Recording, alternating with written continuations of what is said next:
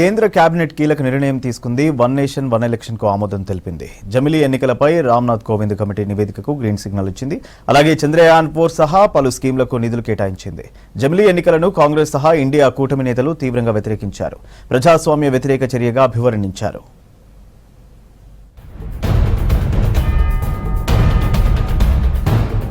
ప్రధాని నరేంద్ర మోదీ అధ్యక్షతన భేటీ అయిన కేంద్ర కేబినెట్ కీలక నిర్ణయాలు తీసుకుంది. వన్ నేషన్ వన్ ఎలక్షన్ కు కేబినెట్ ఆమోదం తెలిపింది. జమిలీ ఎన్నికలపై మాజీ రాష్ట్రపతి రామ్నాథ్ కోవింద్ కమిటీ నివేదికకు గ్రీన్ సిగ్నల్ ఇచ్చింది. పార్లమెంటు వింటర్ సెషన్లో బిల్లు తెచ్చే అవకాశం ఉన్నట్లు తెలుస్తోంది.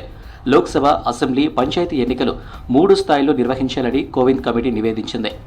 And that committee extensively consulted a broad spectrum of stakeholders, large number of experts from various fields. There is a widespread support for simultaneous elections in the country. इसीलिए NDA सरकार की cabinet ने आज सर्वसम्मति से इन रिकमेंडेशंस को accept किया और इसका इम्प्लीमेंटेशन 2 फेजेस में होगा. రైతుల సంక్షేమానికి కేంద్ర ప్రభుత్వం అధిక ప్రాధాన్యత ఇస్తుందన్నారు కేంద్ర మంత్రి అశ్విని వైష్ణవ్. కేంద్ర కేబినెట్ నిర్ణయాలను వైష్ణవ్ వివరించారు. ఎన్పీకే ఎరువులకు 24,475 కోట్ల సబ్సిడీకి కేబినెట్ ఆమోదం తెలిపిందన్నారు. అంతర్జాతీయ అనిశ్చితి రైతులపై పడకుండా సబ్సిడీ ఇచ్చినట్లు తెలిపారు. పీఎం అన్నదాత ఆయ్ సంరక్షణ్ అభియాన్, పీఎం ఆశా స్కీములకు కేబినెట్ ఓకే చెప్పింది. వీటికి 35,000 కోట్ల రూపాయలు కేటాయిస్తూ నిర్ణయం తీసుకుంది.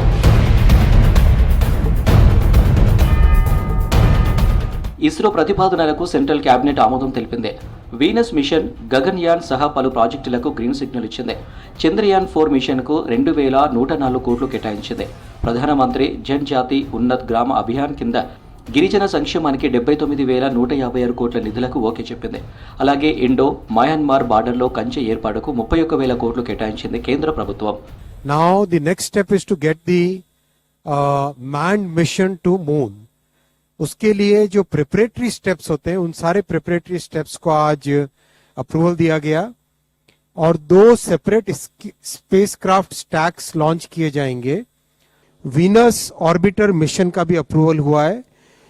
थर्ड अप्रूव किया गया Gaganyaan follow on and development of our first अंतरिक्ष स्टेशन स्पेस स्टेशन.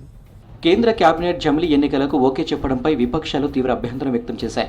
భారత్లో జమిలీ ఎన్నికలు నిర్వహించడం ప్రాక్టికల్గా సాధ్యం కాదన్నారు AICC chief Mallikarjuna Kharge. One nation one ఎలక్షన్కు కేంద్ర కేబినెట్ ఆమోదం తెలపడాన్ని తప్పుపట్టారు.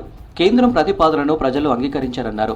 దేశంలోని సమస్యలను పక్కదారి పట్టించేందుకే బీజేపీ జమిలీ ఎన్నికల ఇష్యూ తెచ్చిందన్నారు నేతలు.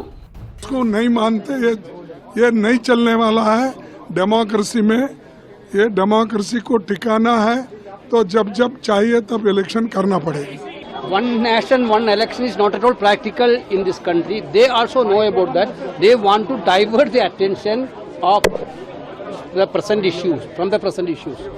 జమిలీ ఎన్నికలతో దేశంలో ప్రజాస్వామ్యం నాశనం అవుతుందన్నారు MIM chief MP Asaduddin Owaisi. One nation one ఎలక్షన్స్తో బీజేపీకి మాత్రమే లాభమన్నారు.